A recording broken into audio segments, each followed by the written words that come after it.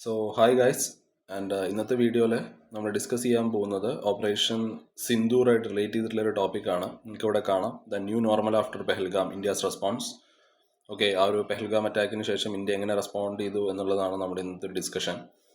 And ഇന്നത്തെ ഡിസ്കഷനിലേക്ക് പോകുന്നതിന് മുമ്പ് എനിക്കൊരു കാര്യം നിങ്ങളോട് മെൻഷൻ ചെയ്യാനുള്ളത് എന്താണെന്ന് വെച്ചാൽ നമ്മുടെ ജിയോയിഡിൻ്റെ നെക്സ്റ്റ് ബാച്ച് ജൂണിൽ സ്റ്റാർട്ട് ചെയ്യുന്നുണ്ട്. സോ ഇൻട്രസ്റ്റഡ് ആസ്പിരൻസിന് നമ്മുടെ ഡിസ്കഷൻ ഗ്രൂപ്പിൽ ജോയിൻ ചെയ്യാവുന്നതാണ്. ആ ഒരു ഗ്രൂപ്പിൻ്റെ ലിങ്ക് ഞാൻ ഡിസ്ക്രിപ്ഷനിൽ മെൻഷൻ ചെയ്യാം. അപ്പോൾ ഈ ഒരു ഡിസ്കഷൻ ഗ്രൂപ്പിൽ നമ്മുടെ ഓൾറെഡി കോഴ്സിൽ എൻറോൾ ചെയ്ത സ്റ്റുഡൻസ് ആയിരിക്കും ഉണ്ടാവുക. സോ നിങ്ങൾക്ക് അവരോട് ചോദിക്കാം, ക്ലാസ്സിൻ്റെ ഫീഡ്ബാക്കും കാര്യങ്ങളൊക്കെ ചോദിച്ചും മനസ്സിലാക്കിയതിന് ശേഷം മാത്രം നിങ്ങൾ കോഴ്സിന് ജോയിൻ ചെയ്താൽ മതി. സോ നമ്മൾ പെർ മന്ത് 500 റുപ്പീസിനായിരിക്കും കോഴ്സ് പ്രൊവൈഡ് ചെയ്യുന്നത്. ഓക്കെ, സോ ഇൻട്രസ്റ്റഡ് ആയവർക്ക് ആ ഒരു ഗ്രൂപ്പിൽ ചോദിക്കാവുന്നതാണ്. And you can DM me. I will mention my number in the description. So let's move on to the news. So നമുക്കറിയാം, ഈ ഒരു April 22, 2025 പെഹൽഗാമിലൊരു ടെററിസ്റ്റ് അറ്റാക്ക് ഉണ്ടാവുകയും ഇന്ത്യ അതിൻ്റെ റെസ്പോൺസായിട്ട് ഒരുപാട് സ്ട്രോങ് ആക്ഷനും കാര്യങ്ങളൊക്കെ എടുക്കുകയൊക്കെ ഉണ്ടായി, ബോത്ത് ഡിപ്ലോമാറ്റിക്കലി അതേപോലെ മിലിറ്ററി വൈസൊക്കെ. സോ ഒരു ഡിപ്ലോമാറ്റിക് ആൻഡ് എക്കണോമിക് സ്റ്റെപ്സ് നമ്മൾ നോക്കുകയാണെന്നുണ്ടെങ്കിൽ നമുക്കറിയാം, നമ്മുടെ ആ ഒരു പാകിസ്ഥാനിലുള്ള ഡിപ്ലോമാറ്റിക് പ്രസൻസ് നമ്മൾ റെഡ്യൂസ് ചെയ്തു. ആൻഡ് നമ്മൾ അവിടുത്തെ ആൾക്കാർക്ക്, പാകിസ്ഥാൻ സിറ്റിസൺസിനുള്ള വിസാസും കാര്യങ്ങളൊക്കെ നമ്മൾ ക്യാൻസൽ ചെയ്തു. People from that country couldn't travel to India. And ഒരുപാട് ട്രേഡും കാര്യങ്ങളൊക്കെ നമ്മൾ സസ്പെൻഡ് ചെയ്തിട്ടുണ്ട്. The trade was suspended. We have stop the buying and selling of goods between the two countries. അതേപോലെ ഒരു മേജർ ക്രോസിംഗ് ആണ്, ഇന്ത്യയും പാകിസ്ഥാനും തമ്മിലൊരു മേജർ ക്രോസിംഗ് ആണ് ഈ ഒരു വാഗാ-ടാരി ബോർഡർ എന്ന് പറയുന്നത്. അത് നമ്മൾ ക്ലോസ് ചെയ്തു. അതേപോലെ നമ്മൾ ഇൻഡസ് വാട്ടർ ട്രീറ്റി ഹോൾഡ് ചെയ്തിരിക്കുകയാണ്. ഓക്കെ, അതാണ് ഒരു ഡിപ്ലോമാറ്റിക് എക്കണോമിക് സ്റ്റെപ്സിന് അണ്ടറിൽ നമുക്ക് ഇത്രയും കാര്യങ്ങളാണ് പറയാനുള്ളത്. അതേപോലെ ഒരു മിലിറ്ററി ആക്ഷനിൽ നമ്മൾ നോക്കുകയാണെന്നുണ്ടെങ്കിൽ നമുക്കറിയാം, ഓപ്പറേഷൻ സിന്ധൂർ ഒരു പ്ലാൻഡ് മിലിറ്ററി സ്ട്രൈക്ക് ആയിരുന്നു അല്ലേ. നമ്മൾ മെയിൻലി ടാർഗറ്റ് ചെയ്തത്, ഈ ഒരു ഓപ്പറേഷൻ സിന്ധൂർ മെയിൻലി ടാർഗറ്റ് ചെയ്ത് ടെററിസ്റ്റ് ക്യാമ്പ്സും അവരുടെ ഇൻഫ്രാസ്ട്രക്ചറും കാര്യങ്ങളൊക്കെയാണ്. Because places where terrorist trained and അവർ ഹൈഡ് ചെയ്തിരിക്കുന്ന സ്ഥലങ്ങളാണ് നമ്മൾ മെയിൻലി ടാർഗറ്റ് ചെയ്തത്. So in short, after the attack, India responded strongly by cutting off ties and then launching a military operation to hit back at terrorist bases. So next we'll look on to the execution of Operation Sindoor. So നമുക്കറിയാം, ഈ ഒരു May 7 2025 May 7 ആ ഒരു പെഹൽഗാം അറ്റാക്കിന് ശേഷം 2 weeks കഴിഞ്ഞിട്ടാണ് നമ്മൾ തിരിച്ചടിച്ചത് operation സിന്ദൂറിലൂടെ. So we have been selecting targets and we are managing diplomacy with other countries during our preparation before the attack. So നമ്മൾ target ചെയ്തത് മെയിൻലി 9 ലൊക്കേഷൻസ് ആണ്. അതും ആ ഒരു 9 ലൊക്കേഷൻസും ടെററിസ്റ്റ് ഗ്രൂപ്പ്സുമായിട്ട് ലിങ്ക് ചെയ്തിട്ടുള്ള ലൊക്കേഷൻസ് ആണ്. സോ അത്രയും പ്രിസൈസ് ആയിട്ടുള്ള അറ്റാക്കിംഗ് ആയിരുന്നു നമ്മൾ നടത്തിയത്. സോ ആ ഒരു ടെററിസ്റ്റ് ഗ്രൂപ്പ്സിനെ പറ്റിയിട്ട് നമ്മൾ നമ്മുടെ നേരത്തെയുള്ള വീഡിയോസിലൊക്കെ നമ്മൾ മെൻഷൻ ചെയ്തിട്ടുണ്ട്. അവരുടെ എവല്യൂഷൻ എങ്ങനെയാണെന്നുള്ള കാര്യങ്ങളൊക്കെ നമ്മൾ പറഞ്ഞിട്ടുണ്ട്. 3 ആൾക്കാർ മെയിനായിട്ട്, ഒന്ന് ലഷ്കർ-ഇ-തായ്ബ, ഒന്ന് ജെയ്ഷെ മുഹമ്മദ്, അതേപോലെ ഹിസ്ബുൾ മുജാഹിദീൻ. സോ ഇന്ത്യയുടെ മെസ്സേജ് എന്നുള്ളത് വളരെ സ്ട്രോങ്ങും ക്ലിയറും ആയിരുന്നു ഇന്ത്യയുടെ മെസ്സേജ്. നമ്മൾ എന്താണ് പറഞ്ഞതെന്ന് വെച്ചാൽ, the operation was only aimed at terrorist. Okay, നമ്മൾ ഒരു തരത്തിലും പാകിസ്ഥാൻ മിലിറ്ററിയെയോ സിവിലിയൻസിനെയോ ടാർഗറ്റ് ചെയ്യുന്നില്ല. We are aiming only terrorist എന്നുള്ള ക്ലിയർ മെസ്സേജ് ഇന്ത്യ കൊടുത്തിരുന്നു. പാകിസ്ഥാൻ്റെ റെസ്പോൺസ് എന്തായിരുന്നു? നമ്മൾ കഴിഞ്ഞ ഐ തിങ്ക് ഒരു 2 ദിവസം മുമ്പുള്ള വീഡിയോയിൽ നമ്മൾ പറഞ്ഞിരുന്നു, ആ ഒരു ഡിസ്ഇൻഫർമേഷൻ സ്ട്രാറ്റജി അല്ലേ. അതായത് ഇപ്പോഴത്തെ വാർസിനെ പറ്റിയിട്ട് നമ്മൾ പറയുമ്പോൾ it is not about soldiers fighting with tanks and all. അതിനപ്പുറം ഒരു ഡിഫൻസ് ടെക്നോളജി യൂസ് ചെയ്ത്, അതേപോലെ സ്ട്രാറ്റജി പരമായിട്ടുള്ള ആ ഒരു ടാക്ടിക്സ് ആണ് വാറിൽ എടുക്കുന്നത്. അതിൽ വളരെ ഇമ്പോർട്ടൻ്റ് ആണ് ഈ ഒരു ഇൻഫർമേഷൻ എങ്ങനെയാണ് പുറത്തേക്ക് വിടുന്നത് അല്ലേ. നമ്മൾ ഒരുപാട് വാർസ് കണ്ടു. ഇപ്പോൾ യുക്രൈൻ റഷ്യ വാറാണെന്നുണ്ടെങ്കിലും ഇസ്രായേൽ പാലസ്തീൻ ആണെന്നുണ്ടെങ്കിലും ആ ഒരു ഇൻഫർമേഷൻ എങ്ങനെയാണ് പുറത്തേക്ക് വിടുന്നത് ആ ഒരു കൺട്രീസ്, അതൊരുപാട് ഇൻഫ്ലുവൻസ് ചെയ്യും. ആൾക്കാർ എങ്ങനെയാണ് ആ ഒരു വാറിനെ എടുക്കുന്നത്, അതിൻ്റെ വാറിൻ്റെ ഒരു ഔട്ട്കം ആ ഒരു ഇൻഫർമേഷനെ ബേസ് ചെയ്തിരിക്കുക. അപ്പോൾ പാകിസ്ഥാൻ ഒരുപാട് ഫേക്ക് ആയിട്ടുള്ള വീഡിയോസും ഇൻഫർമേഷനൊക്കെയാണ് പുറത്തേക്ക് വിടുന്നുണ്ടായിരുന്നത്. സോ അത് അവരുടെ ഒരു സ്ട്രാറ്റജി ആയിരുന്നു. പാകിസ്ഥാൻ്റെ ഈ ഒരു ഓപ്പറേഷൻ സിന്ദൂറിൻ്റെ റെസ്പോൺസ് എന്തായിരുന്നു എന്ന് പറഞ്ഞാൽ, Pakistan admitted that there were strikes at 6 places and അവർ പറഞ്ഞു നമ്മൾ 5 to 6 ഇന്ത്യൻ എയർക്രാഫ്റ്റിനെ നമ്മൾ ഷോട്ട് ഡൗൺ ചെയ്തിട്ടുണ്ട് എന്ന് അവർ പറഞ്ഞു. പക്ഷെ നമ്മൾ ആ ഒരു ക്ലെയിം ഡിനേ ചെയ്യുകയാണ് ചെയ്തത്. സോ ഇന്ത്യയുടെ വാർണിംഗ് എന്തായിരുന്നു എന്ന് വെച്ചാൽ, India said that if Pakistan responded with military action we would retaliate എന്നുള്ളതാണ്. അപ്പോൾ പാകിസ്ഥാൻ ഒരു മിലിറ്ററി ആക്ഷനുമായിട്ടാണ് ഇതിന് റെസ്പോണ്ട് ചെയ്യുന്നത് എങ്കിൽ നമ്മൾ എന്തായാലും തിരിച്ചടിക്കും എന്നുള്ള കാര്യം നമ്മൾ ക്ലിയർ ആൻഡ് വ്യക്തമായിട്ട് പറഞ്ഞിരുന്നു. So in summary, India carried out A targeted strike against terrorist camps and we tried to avoid escalating it into a larger war and warned it was ready to act again if provoked. So നമ്മളെങ്ങനെ ആ ഒരു സീസ് ഫയറും escalation, അതാണ് നമ്മളിനി നോക്കാൻ പോകുന്നൊരു topic. So നമുക്കറിയാം ആ ഒരു how the situation escalated between India and Pakistan after operation Sindoor. So പാകിസ്ഥാൻ്റെ ഒരു എസ്കലേഷൻ എങ്ങനെയാണെന്ന് വെച്ചാൽ, അവർ ഭയങ്കര അഗ്രസീവായിട്ട് തന്നെയാണ് റെസ്പോണ്ട് ചെയ്തത്. അവർ നമ്മുടെ 3300 കിലോമീറ്റർ ബോർഡർ ഉണ്ട് നമുക്ക് ഇന്ത്യയും പാകിസ്ഥാനും തമ്മിൽ. Along the entire 3300 kilometre border Pakistan ഡ്രോണുകളും മിസൈൽസും ഫയർ ചെയ്തു. 36ഓളം ലൊക്കേഷനിലേക്ക് അവർ ഫയർ ചെയ്തു. ഇന്ത്യയുടെ റെസ്പോൺസ് എന്ന് വെച്ചാൽ ഒരു ക്വിഡ് പ്രോ ക്വോ പ്ലസ് ഡോക്ടറിനായിരുന്നു. ഈ ഒരു ക്വിഡ് പ്രോ ക്വോ പ്ലസ് എന്ന് പറഞ്ഞാൽ സംതിങ് ഫോർ സംതിങ്. അതായത് നമ്മൾ ചെയ്ത ഇപ്പോൾ പാകിസ്ഥാൻ ഒരു ആക്ഷൻ അവരുടെ ആക്ഷനുമായിട്ട് മാച്ച് ചെയ്യുന്ന തരത്തിലായിരിക്കില്ല നമ്മൾ റെസ്പോണ്ട് ചെയ്യുന്നത്. നമ്മൾ അതിനേക്കാളും അപ്പുറത്ത്, അതുക്കും മേലെ എന്നൊക്കെ പറയുന്ന പോലെ will be going beyond dum എന്നതാണ് ആ ഒരു ഡോക്ടറിനോട് ഉദ്ദേശിക്കുന്നത്. അപ്പോൾ ഇന്ത്യ ഒരുപാട് പാകിസ്ഥാൻ എയർബേസസും അതേപോലെ അവരുടെ ഡിഫൻസ് പൊസിഷൻസിനെയൊക്കെ നമ്മൾ സ്ട്രക്ക് ചെയ്തു. സോ അതായിരുന്നു നമ്മൾ ടാർഗറ്റ് ചെയ്തത്. ഈ ഒരു എന്താ പറയുക, ഈ ഒരു എസ്കലേഷൻ, ഈ ഒരു വാർ എന്നുള്ള ഒരു ഇതിൻ്റെ ഒരു എസ്കലേഷൻ പീക്കിലോട്ട് എത്തിയത് നമുക്കറിയാം 9-ാം തീയതിയും 10-ാം തീയതി ഒക്കെ ആയിട്ടാണ്. ആൻഡ് പാകിസ്ഥാൻ്റെ അറ്റാക്ക് അവർ പറഞ്ഞത് 26ഓളം ഇന്ത്യയിലുള്ള ടാർഗറ്റ്സ് അവർ ഹിറ്റ് ചെയ്തു എന്ന് അവർ പറഞ്ഞു. അതേപോലെ നമ്മുടെ എയർ ബേസസിന് ഡാമേജ് ഉണ്ടാക്കി എന്ന് അവർ പറഞ്ഞു. ലൈക്ക് ഉദ്ധംപൂർ, പത്താൻകോട്ട്, അതേപോലെ ആദംപൂർ, ഭൂജ്, ഇവിടെയുള്ള എയർ ബേസസിന് അറ്റാക്ക് ചെയ്യാൻ പറ്റിയെന്ന് പാകിസ്ഥാൻ ക്ലെയിം ചെയ്തിരുന്നു. അപ്പോൾ ഇന്ത്യയുടെ ഒരു കൗണ്ടർ സ്ട്രൈക്ക് വന്നത് 10-ാം തീയതി ആയിരുന്നു. മെയ് 10-ാം തീയതി മോർണിംഗിനാണ് നമ്മൾ തിരിച്ച് സ്ട്രൈക്ക് ചെയ്തത്. സോ നമ്മൾ 9ഓളം 9 മേജർ പാകിസ്ഥാനി എയർഫീൽഡ് നമ്മൾ ഹിറ്റ് ചെയ്തു, including Skardu, Chaklala, Rahim Yar Khan and Jacobabad. And അതേപോലെ അവരുടെ 3 ഫോർവേഡ് എയർ ഡിഫൻസ് യൂണിറ്റ്സ് നമ്മൾ ഡിസ്ട്രോയ് ചെയ്തു. സോ നമ്മൾ യൂസ് ചെയ്ത വെപ്പൺസിനെ പറ്റിയിട്ടൊരു ഡീറ്റെയിൽഡ് വീഡിയോ നമ്മൾ ചെയ്തിട്ടുണ്ടായിരുന്നു 2 ദിവസം മുമ്പ്. സോ നമ്മൾ സ്കാൽപ് മിസൈൽസ് യൂസ് ചെയ്തിട്ടുണ്ട്, ബ്രഹ്മോസ് യൂസ് ചെയ്തിട്ടുണ്ട്, അതേപോലെ ക്രിസ്റ്റൽ മെയ്സ് മിസൈൽസ് യൂസ് ചെയ്തിട്ടുണ്ട്, ഹാമർ, സ്പൈസ് പോലെയുള്ള പ്രിസൈസ് ബോംബിങ്ങിന് പറ്റാവുന്ന കുറേ സാധനങ്ങൾ നമ്മൾ യൂസ് ചെയ്തിട്ടുണ്ട്. എനിക്ക് തോന്നുന്നു ഈ സ്പൈസ് എന്നുള്ളത് ഇസ്രായേൽ സ്പൈസ് നമ്മൾ മെൻഷൻ ചെയ്തിട്ടില്ല നമ്മുടെ കഴിഞ്ഞ വീഡിയോയിൽ. സോ അതൊരു ഇസ്രായേലി ഡെവലപ്ഡ് ആണത്, ആ ഒരു ബോംബ്. ഒരു പ്രിസിഷൻ ഗൈഡഡ് ബോംബ്സ് ആണ് ഇവർ. കറൻ്റ്ലി അവർ ഇസ്രായേൽ എയർഫോഴ്സും ഇന്ത്യൻ എയർഫോഴ്സും ഒക്കെയാണ് ആ സംഭവം യൂസ് ചെയ്യുന്നത്. ഓക്കെ, സോ അങ്ങനത്തെ ഹൈ ക്വാളിറ്റി വെപ്പൺസ് നമ്മൾ യൂസ് ചെയ്തു. പിന്നീട് ഒരു സീസ് ഫയർ നിലവിൽ വന്നത് മെയ് 10-ാം തീയതിയാണ്. വൈകുന്നേരം 5 മണിയോട് കൂടിയിട്ട് ഒരു സീസ് ഫയർ നിലവിൽ വന്നു after high level of talks between India and Pakistan officials.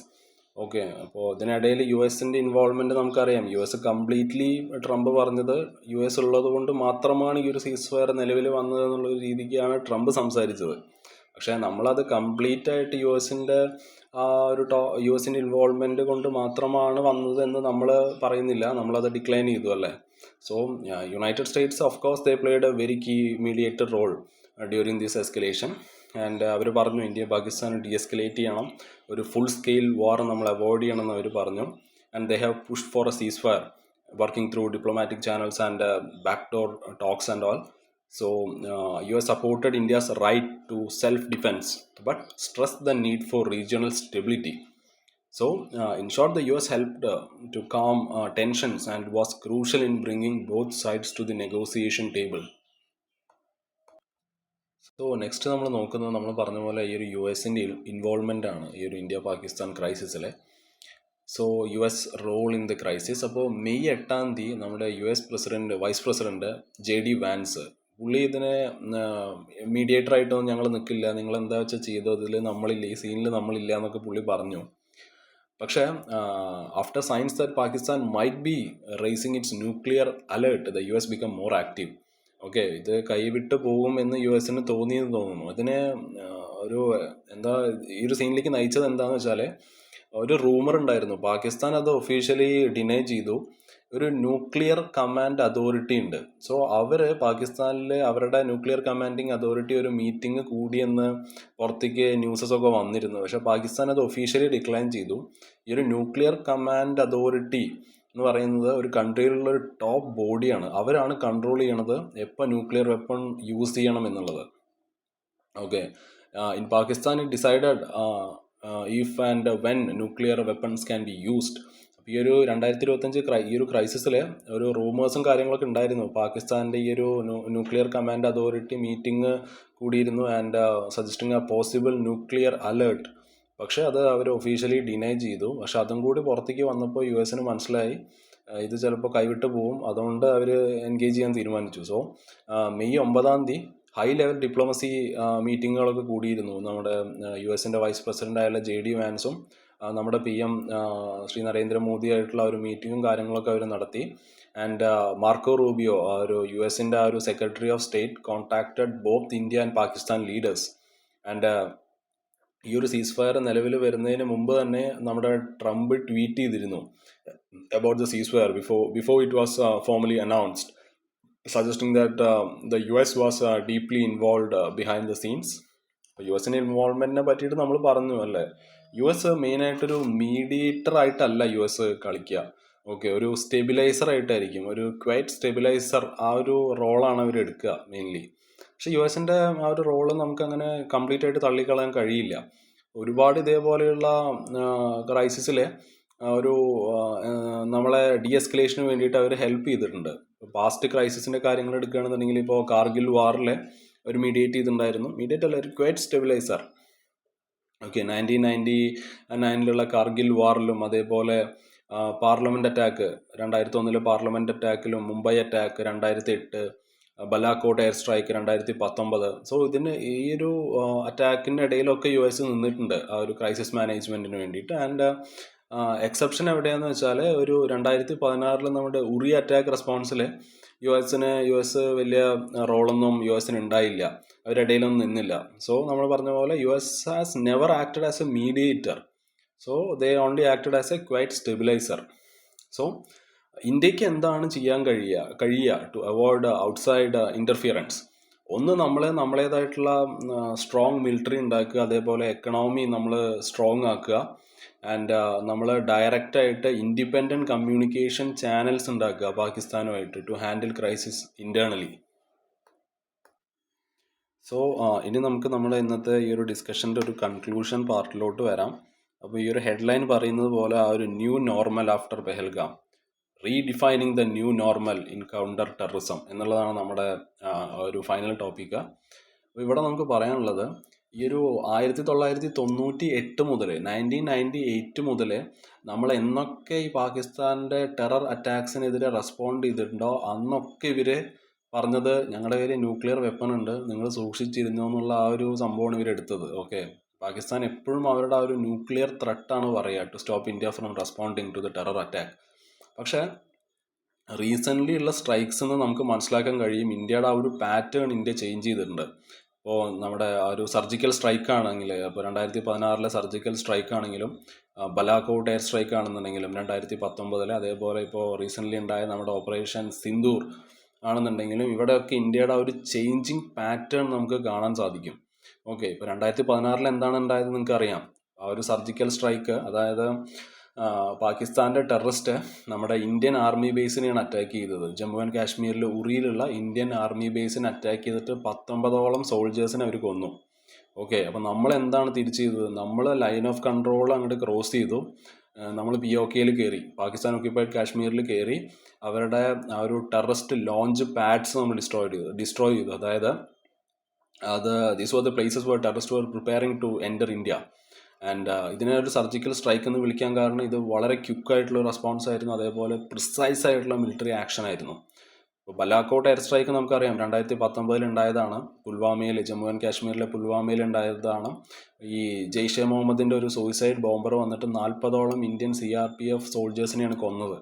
Okay, so India എന്താണ് തിരിച്ചു ചെയ്തതെന്ന് വെച്ചാൽ ഇന്ത്യൻ എയർഫോഴ്സ് അങ്ങോട്ട് പാകിസ്ഥാൻ അങ്ങോട്ട് ക്രോസ് ചെയ്ത് പോയിട്ട് പാകിസ്ഥാൻ്റെ ഇതേപോലെ ഇവർക്ക് ഫുള്ള് ടെററിസ്റ്റ് ട്രെയിനിങ് ക്യാമ്പുകളാണല്ലോ. സോ ബലാക്കോട്ട് എന്ന് വെച്ചാൽ പാകിസ്ഥാൻ്റെ അകത്ത് ഒരു it is some place where deep inside Pakistan. അപ്പോൾ ആ ബലാക്കോട്ടിൽ വന്ന് we bombed those terrorist training camps.